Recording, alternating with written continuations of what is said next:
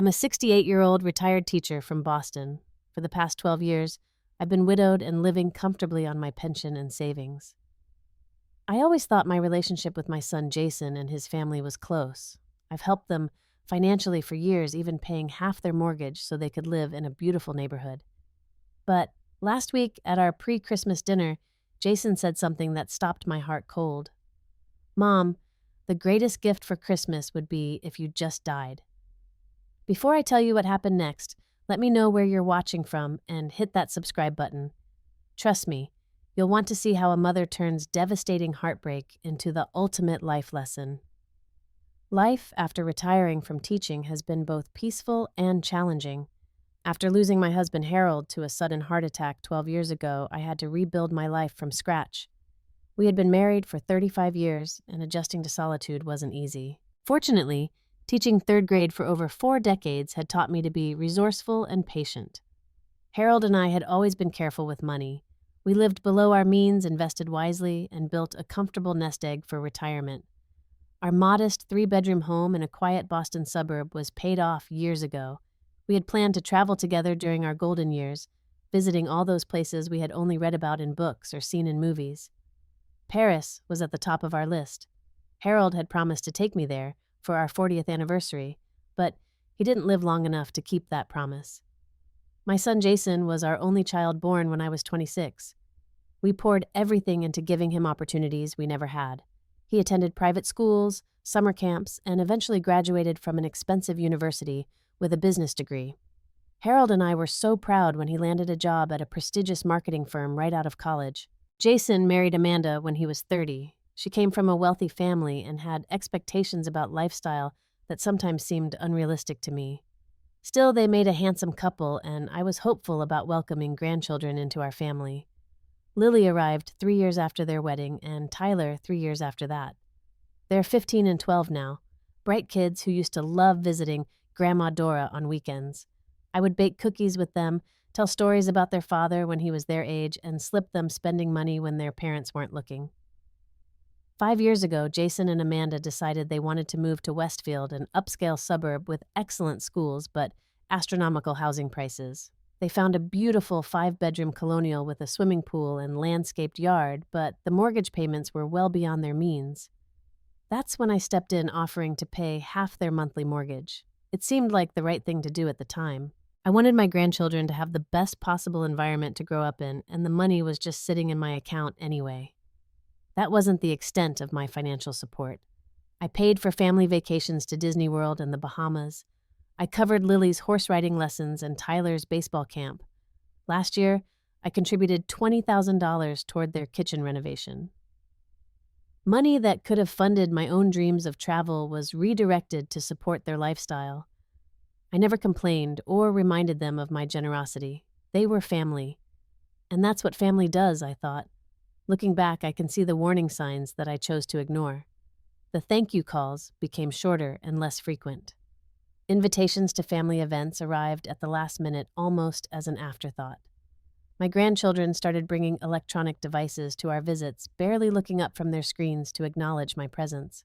Jason would casually mention expenses during phone calls, pausing expectantly until I offered to help. Amanda's attitude toward me shifted subtly, too.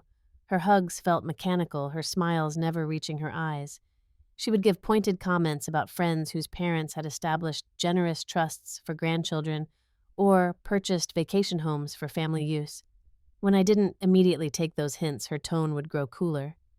Our Christmas gatherings had always been special. Harold and I had established a tradition of having a pre-Christmas dinner a week before the actual holiday, giving us quality time together before the chaos of Christmas Day. I continued this tradition after Harold passed hosting Jason's family in my home with all their favorite foods and presents for everyone. This year, I spent 3 days preparing for their visit. I made Jason's favorite pot roast with the special gravy his father had loved. I baked Amanda's preferred lemon tart and made sure to have the brand of sparkling water she insisted was the only kind worth drinking. For the grandchildren, I prepared homemade mac and cheese and chocolate chip cookies made from scratch. The dining room table was set with my best china and crystal glasses that Harold and I had received as wedding gifts. I wanted everything to be perfect. Little did I know that this dinner would change everything I thought I knew about family and love. The doorbell rang precisely at 6 o'clock. I smoothed my festive red sweater and hurried to welcome my family with open arms.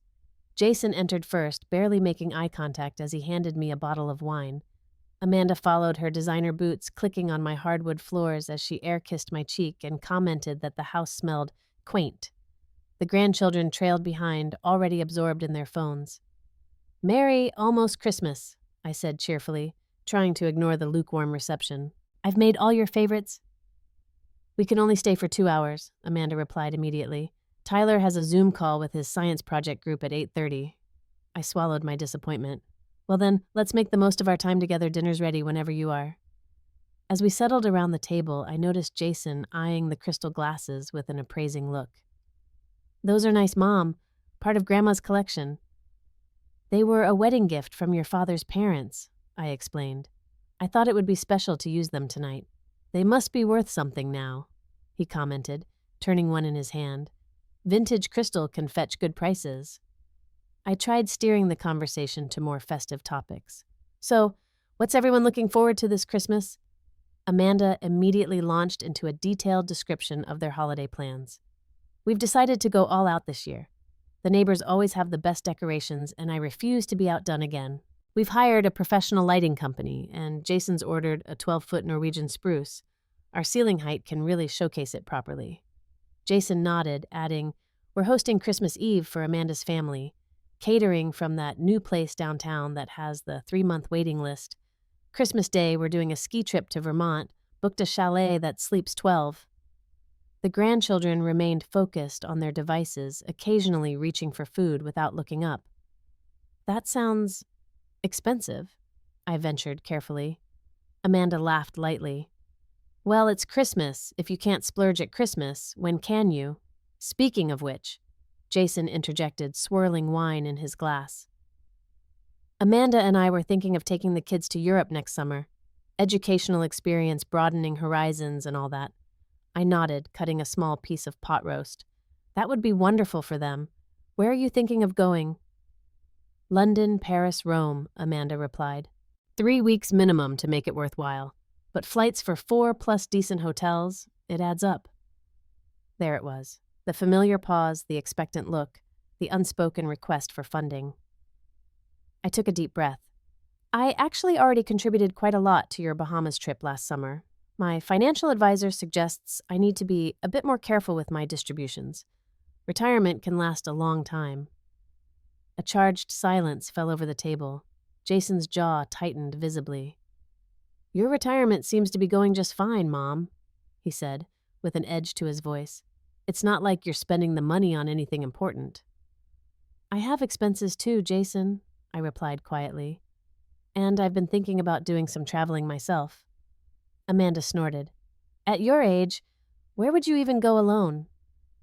"Paris, actually. Your grandfather promised to take me there, but we never made it." Jason dismissed this with a wave of his hand. "That's impractical. You don't speak French, and travel is exhausting. You're better off staying put where it's safe. Besides, we need to think about your future care. Those savings might be needed for a good nursing facility eventually."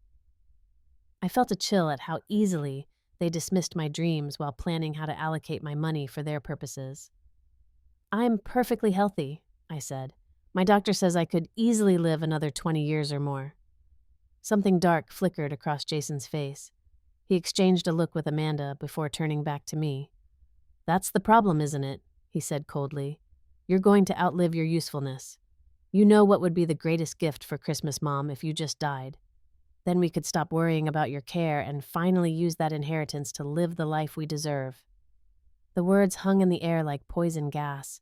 Amanda gave a short, awkward laugh and kicked Jason under the table, but didn't contradict him. Lily glanced up momentarily from her phone, her eyes widening slightly before dropping back to the screen. Tyler continued scrolling, seemingly oblivious. I sat perfectly still, my fork suspended halfway to my mouth. The room seemed to tilt slightly, and a rushing sound filled my ears. Had my son, my only child whom I had nurtured, educated, and supported his entire life, just wished for my death? Had he really reduced my existence to an inconvenience, delaying his access to my money? "Jason," Amanda finally chided, but her tone was more embarrassed than outraged. Your mother will think you're serious. But the look in his eyes told me he was absolutely serious. There was no hint of jest, no immediate apology, just a calculating coldness I had never seen before. I carefully set down my fork and folded my napkin. My hands were surprisingly steady despite the earthquake happening inside me. I think we should call it an evening, I said with remarkable calm. Tyler needs to prepare for his Zoom call after all. Jason shrugged, already reaching for his phone. Whatever. The pot roast was dry anyway. They gathered their things with minimal conversation. No one commented on the carefully wrapped presents under the tree that would now go unopened. No one noticed that I remained seated at the table as they let themselves out. The front door closed with a decisive click, and I was left alone with the ruins of the dinner I had spent 3 days preparing, and the shattered remains of what I thought was a loving family relationship. Only later, when I was putting away the barely touched food, did I allow the first tears to fall. They came slowly at first, then in a torrent that left me gasping for breath. I clutched the kitchen counter for support as 12 years of widowhood, 40 years of motherhood, and 68 years of life crashed down upon me at once. The greatest gift would be if I died. My existence reduced to an inconvenience. Was this really how my son saw me, as nothing more than a walking checkbook whose only value lay in my eventual death? As the initial shock began to fade, another emotion took its place. One I was much less familiar with: rage. Sleep was impossible that night. I moved between my bedroom and living room like a ghost, replaying Jason's words over and over. The greatest gift would be if you just died. Each repetition cut deeper, revealing layers of betrayal I was only beginning to comprehend. Around 2 a.m, I found myself at my desk, pulling out bank statements and financial records. The evidence of my generosity was printed in black and white, page after page. Over the past 5 years alone, I had given Jason and his family more than $300,000. The mortgage contributions, the vacations, the renovations, the lessons and camps for the grandchildren, the loans that were never repaid, all documented in neat columns and transaction records. I calculated that I had paid nearly 60% of their mortgage, rather than the 50% we had agreed upon due to rate increases they never mentioned. They had effectively been taking advantage of my poor math skills and trusting nature. Each discovery was another small betrayal piled atop the great one from dinner. As I sat surrounded by this paper evidence of exploitation, my phone pinged, a text from Jason. "Sorry if I upset you. You know how I get when I'm stressed about money. Let's talk about the Europe trip next week." No acknowledgement of what he'd said. No real apology, just another financial request barely disguised as a peace offering. I didn't respond. Around 3:30, I remembered that Lily had left her tablet behind in her haste to leave. It was sitting on my coffee table, its battery nearly dead. I plugged it in, intending to set it aside for their next visit. But when the screen lit up, I saw a text message thread open between Jason and Amanda. My own name caught my eye. I hesitated only briefly before reading. What I found shattered any lingering doubts about whether I had misunderstood the dinner conversation. Amanda. "Do you think she noticed how I complimented her ancient brooch might be worth something?" Jason. "Doubtful. The walking ATM doesn't pay attention to details. Did you see how she balked at the Europe hint?" Amanda, getting stingy in her old age. "We need to secure those assets before she gets any ideas about finding herself or whatever nonsense she was rambling about." Jason. "Paris, as if. 2 days alone and she'd be calling us to rescue her. Better to get her thinking about assisted living. I've been researching places that take most of her assets but leave the house untouched for inheritance." Amanda. "Good thinking. The market in her neighborhood is hot. We could easily get $700K for that place once she's gone." Jason. "Assuming she doesn't live another 20 years like she threatened, that would drain everything for care." Amanda. "Hence your little greatest gift comment. Subtle, babe." Jason. Got frustrated, but honestly, what's she doing with her life anyway? Just sitting around waiting to die while we're trying to give our kids opportunities. Amanda. "At least your mother has assets. My parents blew everything on themselves. So selfish." The conversation continued, each message more callous than the last. They complained about visiting me, referred to me as a burden, and openly discussed plans for my money after my eventual demise. as they clinically called it. They had been counting on my death, planning for it, perhaps even hoping for it if Jason's dinner comment was any indication.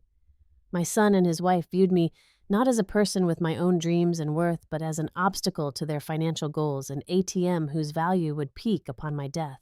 I sat in the pre-dawn darkness, tablet glowing in my hands as a strange calm settled over me. The shock and pain receded, replaced by an icy clarity I had never experienced before. I knew exactly what I needed to do. As the first light of morning broke through my windows, I made a silent promise to myself. I would not confront them with what I had discovered. I would not give them the satisfaction of seeing my pain or hearing my justified anger. Instead, I would take action. Decisive, irrevocable action that would speak far louder than any words. By the time the sun had fully risen, I had a plan. It would require courage, determination, and perhaps a touch of the theatrical. But most of all, it would require me to finally put myself first after a lifetime of putting others before my own needs. I made coffee and watched the neighborhood come to life through my kitchen window. For the first time since Harold died, I felt fully awake and present in my own life. The path forward was clear, and though it would be painful, I knew it was necessary. Jason had said the greatest gift would be my death. Very well. In a manner of speaking, his wish would be granted. The mother he had known, the compliant, generous, self-effacing woman who existed primarily to meet his needs, she would indeed die, and someone new would rise in her place. The next morning, I was waiting outside my attorney's office before it opened. Frank Williams had handled Harold's will and had been managing my legal affairs for nearly 20 years. His eyebrows rose in surprise when he saw me waiting. "Dora, this is unexpected. Is everything all right?" "I need to make some changes, Frank. Significant ones. Do you have time this morning?" His kind face showed concern, but he simply nodded and ushered me inside. In his office, I explained what had happened without emotional embellishment, laying out the facts as clearly as I could. Frank listened without interruption, his expression darkening as I recounted Jason's words and the text messages I had discovered. "I'm so sorry, Dora. There are no words." "I don't need words, Frank. I need action. I want to change my will immediately, and I need advice on how to legally disentangle my finances from Jason's." Frank nodded, his professional demeanor returning. "We can certainly do that. Let me make some calls and get Patricia from financial planning to join us." Within an hour, Patricia Reynolds, a sharp-eyed financial advisor I had worked with, occasionally joined our meeting. Together, we mapped out a comprehensive plan. "The mortgage is the most straightforward," Patricia explained. "Since you're not on the loan itself, just making contributions, you can simply stop payments at any time. There's no legal obligation to continue." "I want to do more than stop payments," I said firmly. "I want to pay off the remaining balance." They both looked surprised. "Pay it off," Frank repeated. "That's extremely generous given the circumstances." I smiled. "It's not generosity, it's strategy. I want them to understand exactly what they're losing." Understanding dawned on their faces as I outlined my complete plan. By lunchtime, we had a clear roadmap for what needed to be done. Frank would update my will, removing Jason and Amanda as beneficiaries, but establishing a modest trust for my grandchildren that would become available when they turned 25, provided they completed college education. The bulk of my estate would go to educational charities and a fund for retired teachers. Patricia began the process of separating my finances, closing joint accounts, and revoking the limited power of attorney I had given Jason for emergencies. She also connected me with a mortgage specialist who could facilitate the payoff of Jason's home loan. "One more thing," I said before leaving. "I need a referral to a good real estate management company. I won't be selling my house, but I won't be living in it either, at least not for a while." Frank looked intrigued. "May I ask where you'll be going?" For the first time since the disastrous dinner, I felt a genuine smile spread across my face. "Paris." "Frank, I'm going to Paris." From the attorney's office, I went directly to my bank. Martha Chen, the branch manager, had helped me set up accounts after Harold passed away. She greeted me warmly but grew serious as I explained what I needed. "I'll need to close the joint account with my son and remove his name from my safe deposit box. I also need to establish new accounts that he cannot access under any circumstances." Martha nodded professionally, though I could see concern in her eyes. Of course, Mrs. Wilson.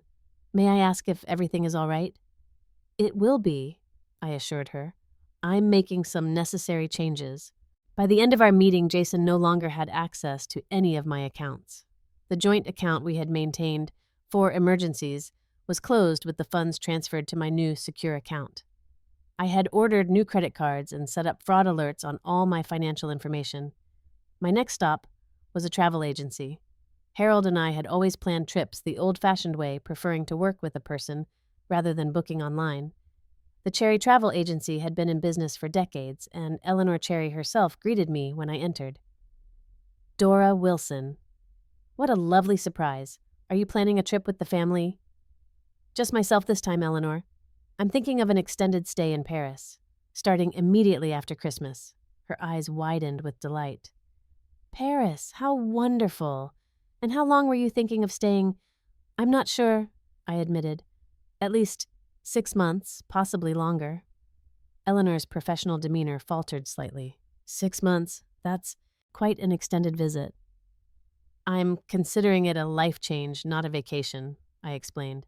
I need an apartment, not a hotel, something centrally located suitable for a retired woman living alone. And I'll need information about language classes, visa requirements for extended stays, banking, and anything else you think would be helpful. For the next 2 hours, Eleanor and I pored over options.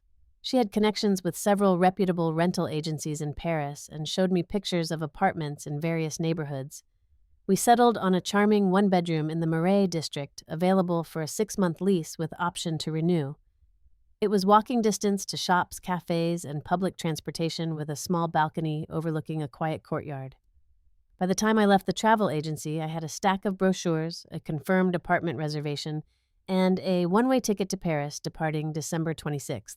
I also had information about an intensive French language course for seniors that began January 3rd. On my way home, I stopped at a luggage store and purchased a complete set of high-quality suitcases. The sales associate raised an eyebrow at the quantity. Planning quite a trip. You could say that, I replied, selecting a sturdy carry-on to complete my collection. I'm starting a new life. The words felt strange in my mouth, but undeniably right. A new life. At 68 years old, I was starting over. The thought was terrifying and exhilarating in equal measure. As I drove home with my new luggage in the trunk, I called my friend Susan. We had taught together for nearly 30 years before retiring within months of each other. She had been my emotional support after Harold died, bringing casseroles and companionship when both were desperately needed. Susan, do you have time for coffee tomorrow? I have some news. Good news or bad news? She asked cautiously. I considered the question. Transformative news. I'll explain everything tomorrow.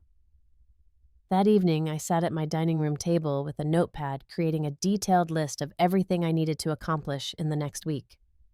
As I worked, I felt a curious sensation in my chest. It took me several minutes to recognize it as the unfamiliar feeling of putting myself first, of making decisions based solely on what I wanted, rather than considering everyone else's needs before my own. It was uncomfortable, but also strangely liberating. The next 6 days were a blur of activity and decision-making. I moved with purpose and clarity, checking items off my list with methodical precision. My first call Monday morning was to Jason's mortgage company. After navigating an unnecessarily complicated automated system, I finally reached a human being. I'd like to pay off mortgage account number 3572941, I stated clearly, the property at 47 Lakeview Drive in Westfield. Are you the account holder, ma'am? The representative asked. No, I'm the account holder's mother. I've been making payments on this mortgage for years, and now I wish to pay it in full as a gift. There was a pause. That's unusual. Let me speak with my supervisor.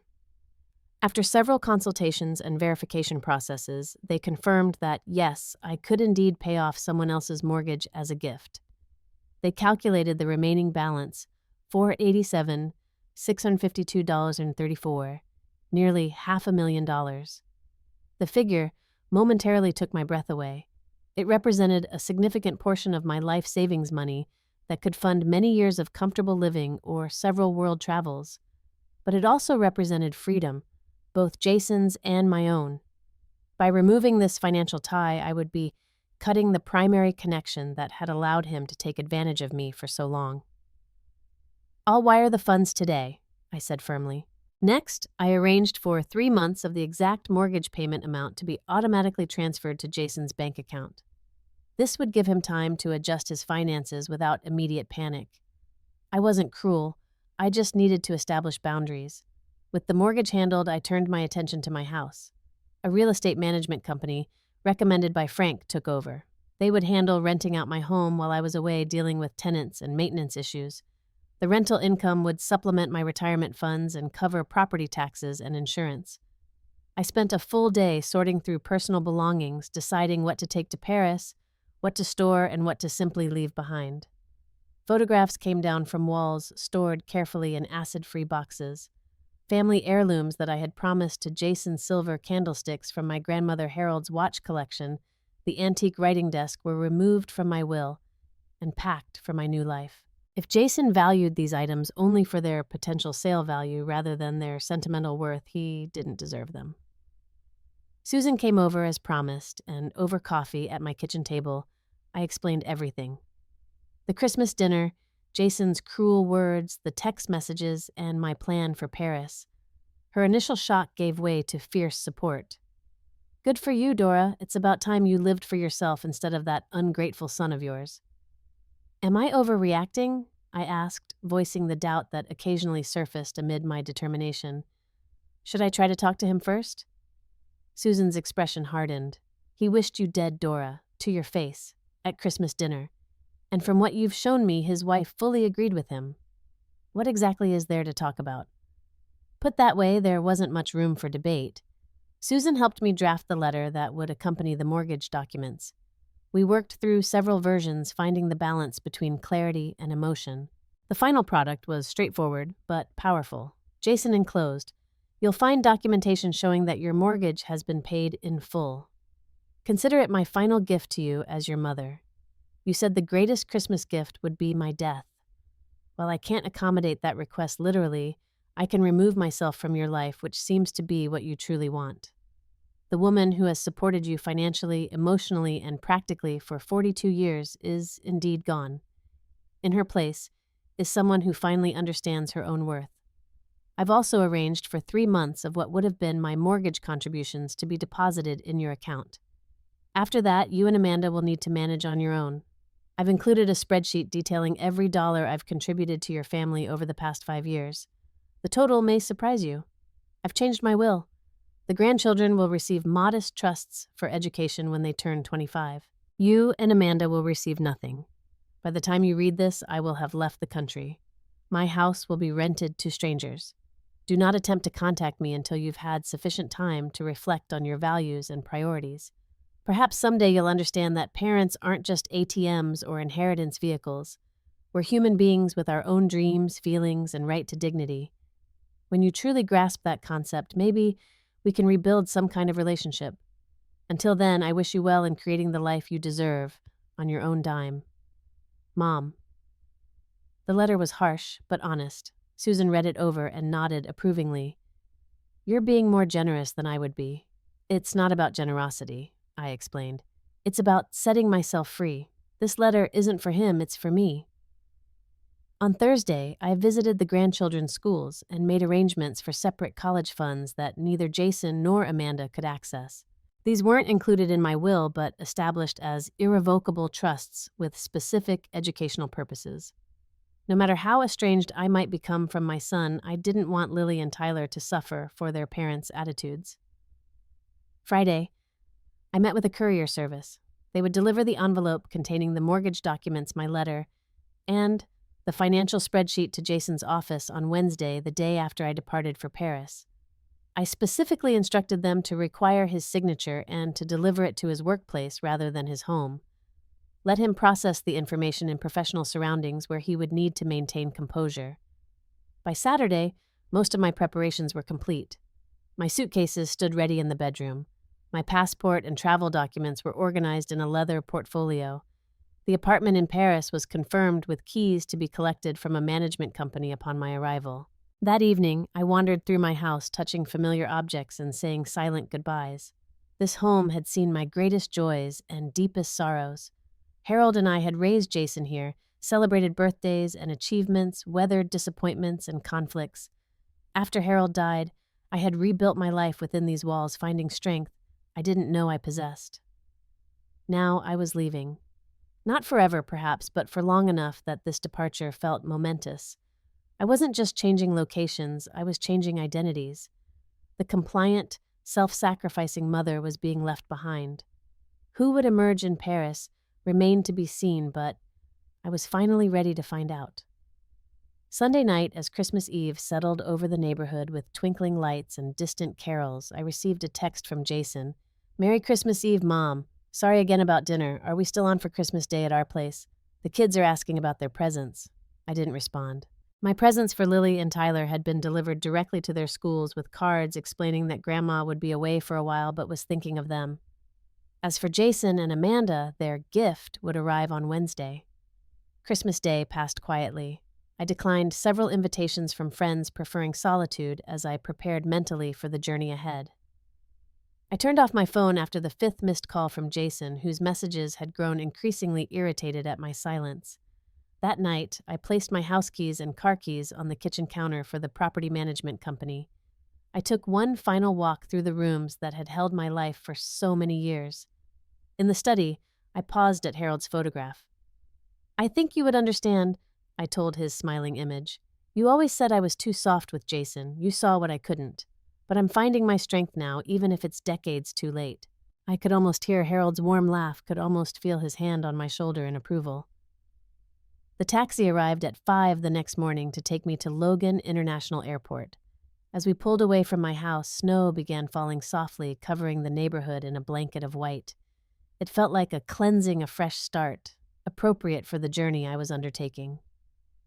At the airport, I checked my luggage, made my way through security, and found my gate without incident.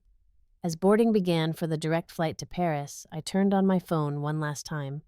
7 missed calls from Jason, 3 from Amanda, a text from Lily asking if I was angry about something, nothing from Tyler. I turned the phone off again and boarded the plane. First class, a luxury I had never allowed myself before. As I settled into the comfortable seat and accepted a glass of champagne from the flight attendant, I felt a weight lifting from my shoulders. For the first time in decades, perhaps for the first time ever, I was putting myself first. The plane taxied down the runway and lifted into the clear December sky. Below, Boston grew smaller, my old life receding with the landscape. Ahead lay Paris and possibilities I had yet to imagine. As the coast of Massachusetts disappeared beneath the clouds, I closed my eyes and allowed myself to feel everything: grief for the loving relationship I had thought I had with my son, anger at the betrayal, anxiety about the unknown future, and underneath it all, a growing sense of liberation. Jason had wished for my death as a Christmas gift. In a way, he was getting his wish. The mother he had known was indeed gone. In her place was a woman discovering her own worth step by courageous step. The documents were delivered to Jason's office at exactly 10 o'clock on Wednesday morning, according to the courier's confirmation email. I imagined him signing for the envelope, perhaps assuming it was routine business correspondence. I pictured him opening it at his desk, the confusion on his face as he saw the mortgage statement with its bold, paid in full stamp. Then, the letter, the spreadsheet detailing his financial dependence on me, the realization that everything had changed. I was already in Paris when this occurred, settling into my apartment in the Marais. It was small but charming, with herringbone wooden floors, tall windows, and a tiny wrought iron balcony. The building dated from the 1800s, giving it a quintessentially Parisian character with its ornate facade and winding staircase. My apartment was on the 3rd floor, high enough to have a view of the surrounding rooftops, but not so high that the stairs became unmanageable. My phone began buzzing almost nonstop around 5 in the evening Paris time, midday in Boston. I didn't answer, but watched the notifications accumulate with a strange detachment. "Jason, what have you done? Jason, you can't be serious. Call me immediately." "Amanda, this is completely unacceptable behavior. You're acting like a child." "Jason, Mom, please, let's talk about this like adults." "Amanda, you've upset the children. Is that what you wanted?" The messages continued shifting in tone, from outraged to panicked as hours passed without my response. Jason, where are you? I went to your house and some stranger answered the door saying they're renting it. Amanda. Your neighbor says you left with suitcases. Where have you gone? Jason. This isn't funny anymore. If you don't call back in an hour, I'm calling the police. I turned off the phone completely after that last threat. Let him call the police. I had left a letter with Frank explaining that I was traveling voluntarily and was of sound mind. Any missing persons report would be quickly dismissed. My first week in Paris passed in a blur of jet lag and new experiences. I hired a local assistant, Marie, who spoke excellent English and helped me navigate the practicalities of Parisian life. She showed me how to use the metro, where to shop for groceries, how to order in cafes, and helped me set up a local bank account and phone service. Marie also helped me filter the increasing communications from Jason. After I explained the situation in a simplified version that preserved my dignity, she agreed to check my emails and phone messages, alerting me only to anything that seemed genuinely important rather than manipulative. Your son has sent 15 emails in 3 days, she reported one afternoon, her French accent making the observation sound almost poetic. They begin very angry, then become pleading, then angry again. The latest ones are attempting guilt. He says his wife is crying constantly, and the children are traumatized by your abandonment. I sighed, looking out at the Paris skyline from my balcony. Are the children trying to contact me directly? Marie checked her notes. The girl has sent 2 text messages asking where you are and if you're coming back. The boy has not made contact. Please, send Lily a brief message. Tell her I'm safe and traveling and that I'll be in touch with her directly when I'm settled. Don't mention where I am or how long I'll be gone. Marie nodded, making a note. And for your son and his wife. I considered this carefully. Nothing yet. They need time to understand their new reality. My French language course began the following week. It was specifically designed for older adults, proceeding at a comfortable pace with plenty of repetition and practical exercises.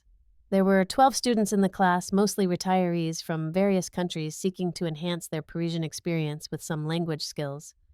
We bonded quickly over our shared struggles with French pronunciation and grammar. Diana was a retired professor from Toronto, widowed like me, but with a much more positive relationship with her children. Patrick was a former banker from Dublin who had always dreamed of writing a novel in Paris, following in the footsteps of Joyce and Hemingway. Sophia was a 70-year-old former ballet dancer from Stockholm who had promised herself a year in Paris when she turned 70. Each had their own story, their own reason for being there, and none of them knew me as someone's mother or someone's widow. To them, I was just Dora, an American woman pursuing her dreams. It was refreshing beyond words.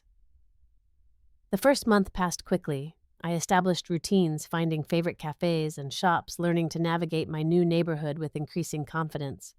Each day brought small victories, successfully, ordering a meal entirely in French, finding my way home, using a different metro line, discovering a hidden garden or architectural treasure that tourists often missed. January in Paris was cold and often rainy, but I found beauty in the gray skies and glistening cobblestones. The city had a melancholy winter charm, less crowded than during tourist season, more authentically itself. I spent hours in museums and churches, appreciating art and history at my own pace. In the evenings, I wrote in my journal, documenting this unexpected chapter of my life with an honesty I had never allowed myself before. Marie continued to filter communications from home. Jason's attempts to contact me had become less frequent, but more strategic. He had tried reaching out through Susan, who politely declined to get involved, and even contacted Frank's office, who maintained professional confidentiality. His most recent approach was to have Lily call me directly, clearly coached to sound distressed. "Grandma, we miss you so much. Dad is really sad all the time now. Mom cries when she thinks we're not looking. They're fighting about money, and it's scary. Please come home." The message broke my heart, but Marie, with her objective perspective, pointed out the manipulative elements. Notice, she doesn't say she misses you herself until mentioning her parents' problems, and the financial issues are framed to create guilt. This sounds rehearsed, not genuine. I agreed reluctantly. Send her a loving message back. Tell her I miss her too, and that adult problems are complicated but not her responsibility. Suggest she focus on school and friends, and assure her that I'm thinking of her often. Christmas had passed, and January was turning to February. I had been in Paris for 6 weeks, and while I still thought of Boston and my old life daily, the raw pain was beginning to subside. In its place was a growing sense of self-discovery and even joy. I was learning who Dora Wilson was when she wasn't defined by her relationships to others, not a wife, not a mother, not a grandmother, just herself. I celebrated my progress with a solo dinner at a small bistro near the Seine. As I savored coq au vin and a glass of Burgundy, watching Parisians and tourists stroll along the riverbank, I realized I was happy. Not completely healed, not without regrets or sadness, but fundamentally content in a way I hadn't been for years, perhaps ever. That night, I wrote a final entry in the journal I had been keeping since arriving in Paris. 6 weeks ago, I fled a life that had become a prison of others' expectations and my own compliance. I came to Paris broken-hearted but determined. Today, I walked along the Seine, spoke with shopkeepers in my halting French, and felt the sun on my face. I am not just surviving without my family's approval or presence. I am thriving. The greatest gift wasn't escaping Jason's manipulation or even seeing Paris at last. The greatest gift was discovering my own worth. I closed the journal and placed it in a drawer. That chapter was complete. Tomorrow would begin a new one. 6 months later, I found myself back in Boston for a brief visit. There were practical matters that required my attention: tax documents to sign, property management issues to address, medical checkups with doctors who knew my history. I had extended my lease in Paris for another 6 months, having fallen in love with the rhythm of life there and the woman I was becoming in that environment. The Boston summer was humid and familiar. My house looked exactly as I had left it, though now occupied by a young professional couple who had extended their lease for a full year. I stayed with Susan, catching up on neighborhood gossip and sharing stories of my adventures abroad. "You look 10 years younger," she observed over coffee in her sunroom. "Paris agrees with you." I smiled, running a hand through my hair, which I had cut into a stylish bob with the help of a Parisian stylist. "I feel younger, more alive. Have you heard from Jason?" The question I had been anticipating. I nodded slowly. The messages stopped about 3 months ago. I think he finally realized I wasn't going to respond to manipulation. My attorney says they've adjusted their lifestyle considerably, sold one of their cars, pulled the kids from some expensive activities. "Good," Susan said firmly. Reality was long overdue for those two. I sighed, feeling the familiar tug of maternal concern despite everything. I worry about Lily and Tyler, though. It's not their fault their parents raised them with unrealistic expectations. You established those trust funds for their education. That's more than generous after what happened. I nodded, but the concern lingered. I had maintained direct but limited contact with Lily, exchanging occasional emails about her school activities and interests. Tyler had finally reached out after about 3 months, sending a brief message asking if I was okay. Our correspondence remained awkward, but was at least establishing an independent connection not filtered through his parents. On my 3rd day back in Boston, I had an appointment with Frank to review some legal matters. As I was leaving his office building in downtown Boston, I quite literally bumped into Jason coming around a corner. The shock on his face mirrored my own. He looked different, thinner, with new lines around his eyes and a less expensive haircut. His designer suit had been replaced by off-the-rack business attire. "Mom," he said, his voice barely audible, then recovering slightly. "You're back?" I adjusted my purse strap, buying a moment to compose myself. "Temporarily, I'm just handling some business matters." We stood awkwardly on the sidewalk, pedestrians flowing around us like a river around stones. "You look," he began, then seemed at a loss for words. "Well," I suggested. "Happy," he nodded, his eyes taking in my new hairstyle, my confidence, the subtle but noticeable European influence in my clothing choices. "Paris," he said. It wasn't a question. "Dad always wanted to take you there." "Yes," I agreed. He did. More awkward silence, then "Can we talk? Maybe get coffee?" My first instinct was to refuse to protect myself from further hurt, but 6 months of independence had given me strength I didn't have before. I could face Jason now without fear of being manipulated or hurt by his words. One coffee, I agreed. There's a cafe around the corner. We walked in silence, found a table in the corner of a busy coffee shop, and ordered. Neither of us spoke until the barista had delivered our drinks and retreated. I'm sorry, Jason finally said, staring into his cup rather than meeting my eyes. What I said at Christmas, it was unforgivable. Yes, I agreed calmly. It was. He looked up, perhaps surprised by my lack of immediate absolution. The old Dora would have rushed to smooth things over to assure him that all was forgiven. The new Dora waited, watching him struggle with the discomfort of genuine accountability. Things have been difficult, he continued. The mortgage. I had to make a lot of changes. Amanda wasn't happy. I imagine not. His jaw tightened slightly. You could have talked to me first, given us some warning. I took a sip of my coffee, considering my response carefully. Like, you gave me warning that you were wishing for my death as a Christmas gift. He flinched. I didn't mean it literally. But you meant it, I replied evenly.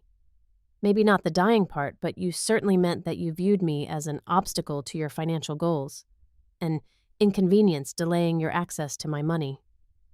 He didn't deny it, which was at least honest. I was frustrated. We were overextended financially, and I took it out on you. You and Amanda discussed putting me in a nursing home to protect the inheritance. You referred to me as the walking ATM. You were planning to sell my house as soon as I died. I kept my voice calm, stating facts rather than accusations. Jason's face paled. How did you— Lily's tablet, I explained. You left it at my house that night. Your text conversations with Amanda were still open. He closed his eyes briefly, the full extent of what I had discovered finally becoming clear to him. So this Paris cutting us off, it was punishment. I shook my head. Not punishment, Jason. Protection. I needed to protect myself from further exploitation. And honestly, you needed to learn to stand on your own feet. I did you no favors by enabling your financial irresponsibility all these years. He was quiet for a long moment, absorbing this. The old Jason would have become defensive or tried to shift blame. This Jason seemed different, humbled perhaps by the consequences of his actions.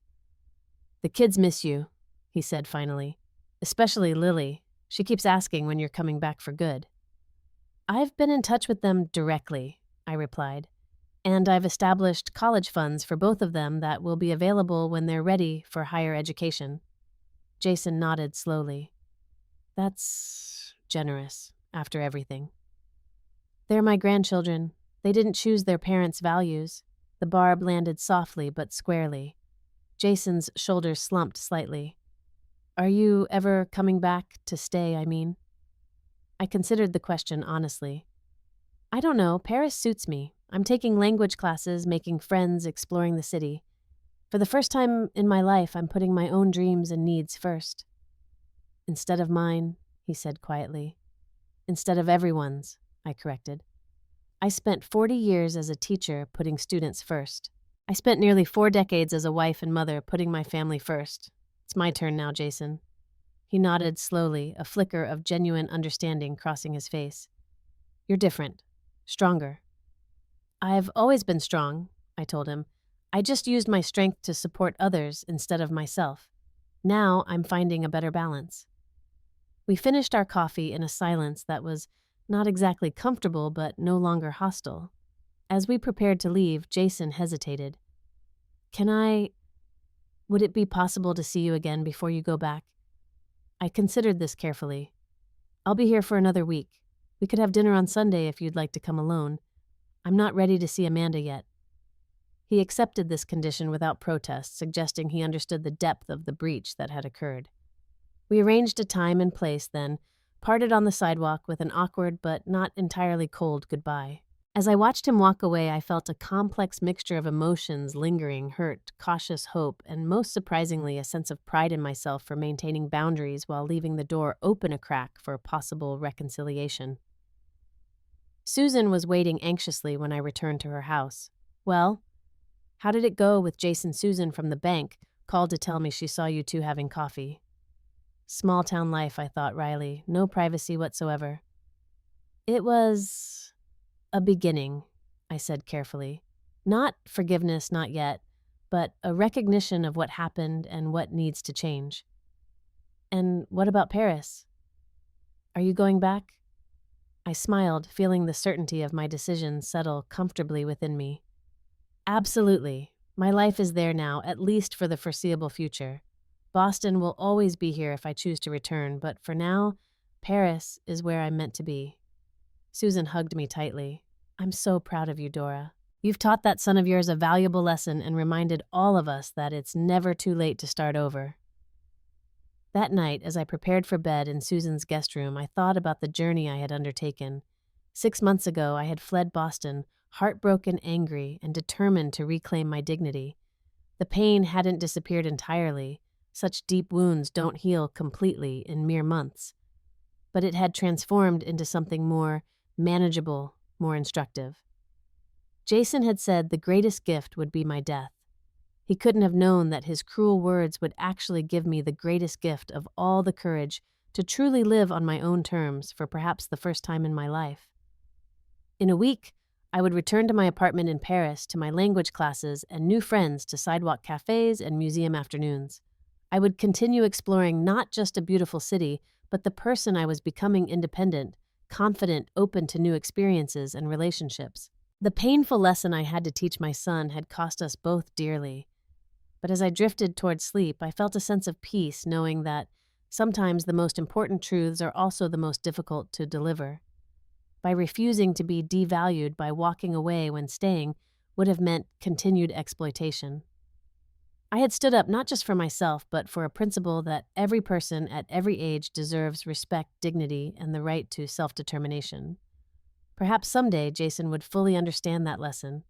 Perhaps we would rebuild a relationship founded on mutual respect rather than financial dependency. But even if that never happened, I had reclaimed something precious: my sense of self-worth, and that I now understood was the most valuable inheritance I could hope to leave behind. Have you ever had to stand up for yourself against someone you loved?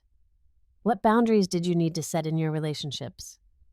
I'd love to hear your stories in the comments below.